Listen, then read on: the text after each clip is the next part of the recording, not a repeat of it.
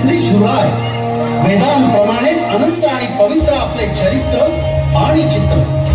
आम्ही पामर आपले यथार्थ दर्शन काय घडवणार, म्हणूनच ही वेडी वाकडी सेवा आपल्या चरणी अर्पण. बोला छत्रपती शिवाजी महाराज की जय.